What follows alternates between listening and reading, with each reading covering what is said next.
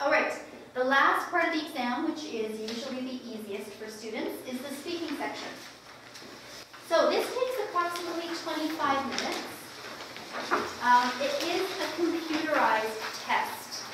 This is the probably unusual or difficult part of it, is you're not talking face-to-face with a person, you're talking to a computer. When you're doing this, imagine it's a person, okay? Don't talk really quietly because other people are sitting next to you and you don't want them to hear you. Don't worry about the other people in the room. Use your normal voice, your normal speed. Imagine you're having a conversation, okay? There are 5 parts or 5 tasks, and these tasks are not about the topic. So the reading and the listening and the writing, they were, for example, about brain chemistry. The speaking is not about brain chemistry. It is about your academic experience, your experience at college or university or studying, okay? So that's what it is. It's more generic. So task 1, you only actually speak for 1 minute. The total speaking part takes 25 minutes, but you don't speak for a lot of it. Task 1, you speak 1 minute. Task 2, you only speak for 30 seconds. Task 3, you get a total of 40 or 50 seconds to speak. Task 4, you get 1 minute. And task 5, you get 1 minute. So in total, you only speak for 4 or 5 minutes of that 25. Most of it is you listening to their instructions or you reading and then you respond. So it's not a lot of speaking. When you are doing this section, make sure you listen carefully to the questions. That's the most important thing. You will hear, we'll do an example together, that there is always going to be a beep. When you hear beep, begin speaking. It's recording you. Don't wait, because it'll just be silent. So whenever you hear that beep, that means you need to start. When your time is up, they will say stop, and it'll just stop recording you. So once you hear stop, don't finish your sentence, because the computer doesn't record it anyways. Make sure that you speak at a normal speed and normal volume, like you usually do. Answer using complete sentences. This is going to help you get a much higher score. So if they ask you, what did you study in your undergraduate degree? And you just say business, you're going to get half a point. If you say, in my undergraduate degree I studied business, you'll get the full mark. So use complete sentences when you're answering. If you make a mistake, correct yourself. It's okay. When you're speaking, everybody makes mistakes. Their brain is thinking this fast and their mouth is going this slow, right? So if you say a word wrong or you get a sentence structure or grammar wrong, it's okay. Correct yourself. Say, I mean, blah, blah, blah. You won't lose marks if you correct yourself. Prepare for task 1. Everyone can get 100% on task 1. We're going to look at it in a minute. It's always the same 2 questions. So if you memorize what you're going to say and practice it, you can get 100 on this one. If you have any problems with the computer, let the teacher know before and or after the exam. So some students that have taken the test, they can't hear what's going on properly, or maybe what they hear is different from what they see on the page, because there are different versions of the test. So if something like that is happening, put your hand up, wave the teacher over. Make them come to you though. Don't leave your computer station, because the test is going to keep playing, whether you're sitting there or not. And one student that I tutored, he was having troubles. It wasn't the same test, and he couldn't get the teacher, so he left the chair, went over to the teacher. She came back, oh yeah, okay, here's the new paper, keep going. So then he missed task 1 and task 2. And she said, too bad. So don't leave your chair, just keep going, but call the teacher over. Usually it's not a problem, but if you have problems, try and get them to come over. If there's problems, let them know as well, because the person who's in the room is not the person who marks your exam. So if there's a problem, the teacher in the room can make a note on the exam so that the person who marks it knows, ah, okay, this happened. We'll be nicer to them, you know, it's okay. So just notify the teacher if there's any problems. Okay, so we're going to do a practice.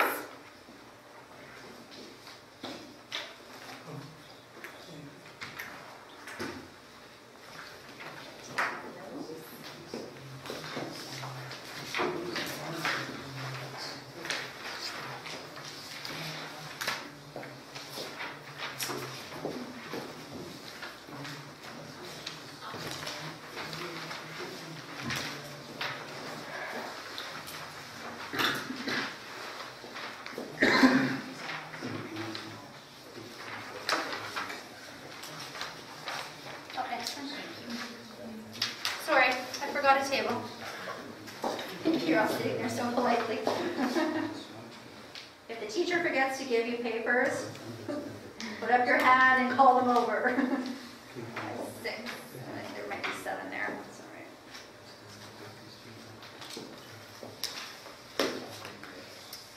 all right. Okay, so this is an example. If we look at the top, it says, when you take the actual oral language test, you will receive a test booklet as you enter the language lab. This is the only paper you may have on your desk while you take the test. The lab assistant will show you how to use the equipment. Be sure you are comfortable with the controls and that you can hear the tape well. If you have any problems, the lab assistant will help you. So there usually will be many people in the room at the same time, and you're all plugged into headsets listening to the computers. So sample task 1. In this task, you will talk about yourself. You may be asked to discuss either A or B. These are always the 2 questions that they will choose from. So one week they choose A, the next week they choose B. Okay? So question A, what you want to study at university and why? You only get 1 minute to answer this. Okay? So the way I would do this one, first of all, what? What's the major or the subject that you want to study? Right? Then I would also give some details about where would you like to study this. So if you know the school, like for example, your first choice would be UBC, say the University of British Columbia. If you don't know, choose a province. Where do you want to live? In British Columbia, in Nova Scotia, okay? So describe what the subject is, where you would like to go to school or where you would like to live. Then focus on why and try and think of maybe 3 reasons why you were interested in this. So, for example, before I had finished my university, I wanted to study business. I wanted to go to the University of Calgary because it was the #1 school in Canada at the time. I was interested in studying business for 3 reasons. First, there are many jobs for the business field. Second, the salaries are quite high for these jobs. Third, I enjoyed the business courses that I had taken in high school, so I was interested in this subject. You don't have to speak for the full minute. If you speak for about 45 seconds, that's fine. If you're only speaking for 30 seconds, then you've got to add some more details. Okay? So what I want you to do, take a minute, think about something. What is it you want to study? Where would you like to go to study this? And what are 3 reasons why you want to study it? Okay? And then in 1 minute, I'm going to get you to turn to a partner and say it and see how long it is. See how easy it is for you. So what do you want to study? Where do you want to study it? And 3 reasons why.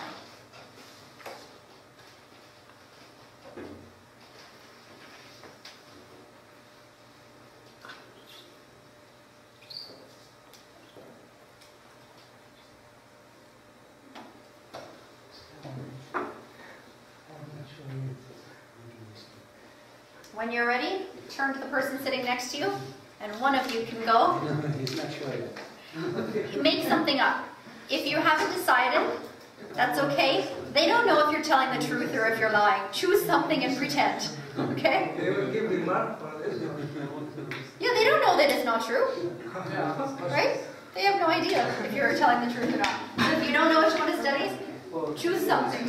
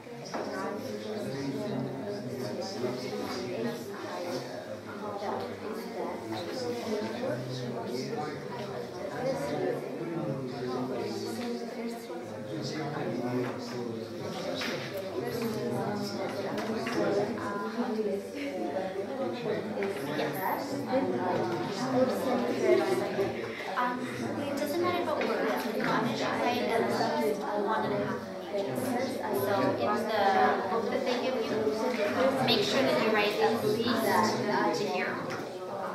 Yeah. Yeah, it's fine. Unless if you have very small writing, then yours might only be 1 page. That's okay. Yeah, but people who have like average writing, your writing looks like it is quite small, so maybe only 1 page would be enough for you. Yeah, but yeah, at least that. Yeah. And if you want to do every other line, that's okay. You just might need to use the back side too.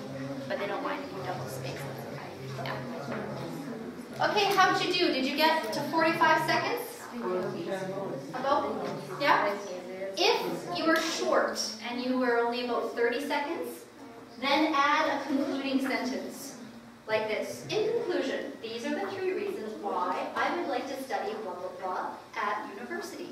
That'll give you an extra 7 or 8 seconds, okay? You don't need to say this if you have enough. If you were 1 minute, you don't need this, okay?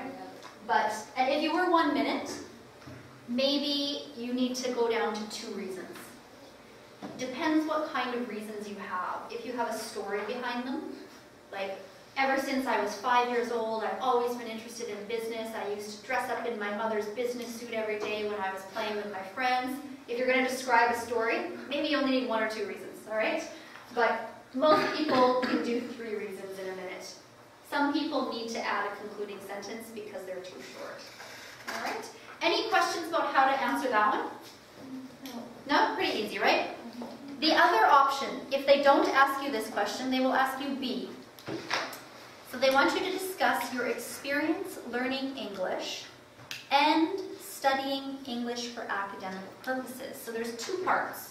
The first part is they want to know, when did you first begin to study English? Where were you? How old were you? What kind of things did you study? Okay? So how many of you started studying when you were in elementary school as children? High school? Secondary? Most people secondary? Okay. So when you're answering this question, remember it's a computer. They don't know where you're from. So when you're describing this, make sure you say the name of your city or the name of your country. A lot of students will say, I began studying English in my country when I was 13 years old. They don't know what country it is, so tell them, I began studying English in Saudi Arabia, or in your city, you can say, you don't have to say the country. Okay, so tell them when you began, where were you? So I began studying English in Saudi Arabia in high school. What did you study in high school? Did you do reading, writing, speaking, listening? Okay, if you did all of those things, then mention. We studied, listening, reading, writing. If it was a good experience, you can say that. I learned a lot of information. If it was not a good experience, say that we only studied a few things. We mostly studied blah, blah, blah, okay? So just 1 sentence or 2 sentences to describe. What did you study and how was it? That's part A. Part B, they want you to discuss studying English for academic purposes. So this means, when did you move to Canada? Probably for most of you. When did you move to Canada and start studying for university English? Okay? So, maybe a few of you studied English in your undergraduate. Did anyone? When you were in your city or your country back home, did anyone study English in university? Okay. So those of you whose major was English, you can discuss that. If your major wasn't English, just skip to when you came to Canada or wherever your first international study experience was. They want you to use these words. Studying English for academic purposes. So, then in whatever year, 2010, 2011, I moved to Vancouver and I began to study English for academic purposes. I studied at blah, blah, blah, blah school, or I have studied at blah, blah, blah, blah school for 1 year, 10 months, 2 years, whatever the time is, okay? And then again, describe it. In our classes, we study academic reading, academic writing, academic speaking, academic listening. Try and use that word academic when you're describing it. And even if you feel you have not learned anything and that it was not a good experience, pretend it was and say, I have learned a lot of useful information and my English has improved greatly. All right? End it on a positive note, even if it's not true. So that's how you should do that one. What is your experience from the beginning, whether it was high school, elementary, and more recently? All right, so again, find a partner.